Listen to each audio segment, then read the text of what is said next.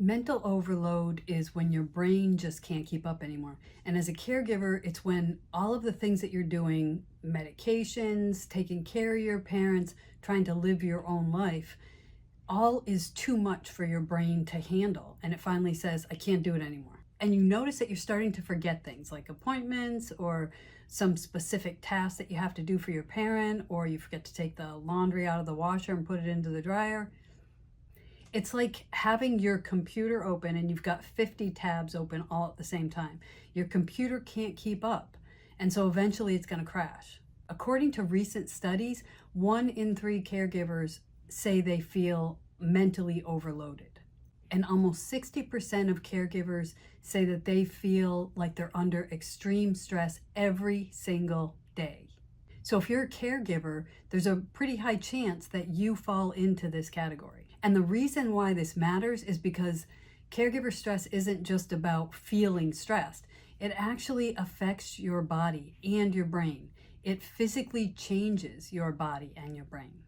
There's studies that show that the cortisol levels in caregivers, cortisol is that stress hormone that gets dumped into our body when we're under stress, that the cortisol levels in caregivers are 25% higher than in non-caregivers.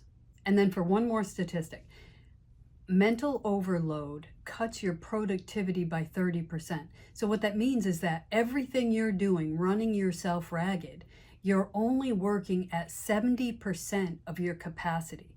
Your brain isn't functioning on all cylinders. So no wonder you're forgetting things or less focused or irritated. In today's video, we're going to break down the science behind mental overload. But even more importantly, we're going to talk about the first things you can do to try to get over that overload and take back some of the control. You're already doing everything that you can think of for your parent. It's super important that you figure out how to do something for yourself as a caregiver. I'm Tammy Prefrontal. I'm a physical therapist and a life coach for caregivers. My whole career, I've worked with elderly clients and their families, and I'm a caregiver. I understand how hard it all is, and that's why I make these videos, hopefully as a resource for caregivers. So here's the science behind mental overwhelm. Our brain uses a type of memory called working memory to process everything that happens to us. And that working memory is a type of short-term memory that only lasts anywhere from a couple of seconds to a couple of minutes. It's the type of memory that we use when we're trying to remember a phone number for a couple of seconds or a minute or whatever. I picture it like a whiteboard where we're constantly writing down these little things, but at some point that whiteboard gets too crowded.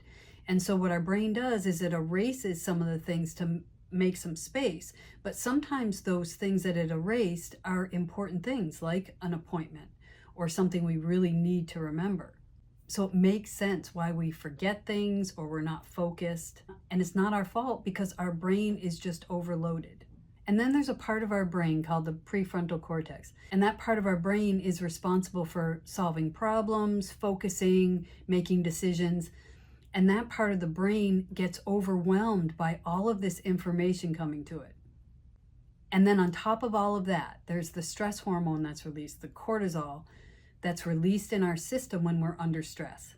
And what that does is it turns on the part of our brain that's responsible for fight or flight. So we're always on edge, we're always looking for danger, we're in this state of constant anxiety. And at the same time, that hormone also shuts off its blood flow to the prefrontal cortex. So then that part of our brain that is supposed to be helping us to make good decisions and to focus doesn't have the ability to do that, while the other part of our brain keeps running in fight or flight. It keeps sensing danger. It keeps looking for danger. It keeps feeling danger. So then your brain isn't filtering out distractions like it should. It's hyper-focused on everything that could go wrong and is going wrong. Your parent needs you, your spouse needs you, the phone rings, and you can't shut any of it out. And that can be a loop that runs every day, and it's exhausting. And the thing is, none of it is our fault. Our brains are not designed to do everything all the time. Mental overload is your brain's way of saying enough is enough. And here's the promising thing. You can change it.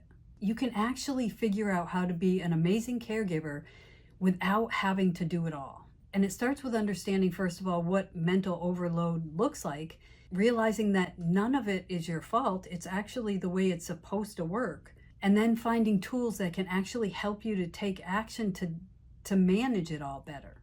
So now you know what mental overload kind of looks like and how it's kind of a natural thing that happens. It's our brain's way of trying to protect us. So you can give yourself a little bit of grace, like this isn't something you're doing to yourself. This isn't your fault in any way. In order to overcome this, though, we have to realize that the power lies in our ability to do something about it. We can usually feel some relief, like just knowing about what is happening to us in our brain and in our body. But the real power lies in doing something about it.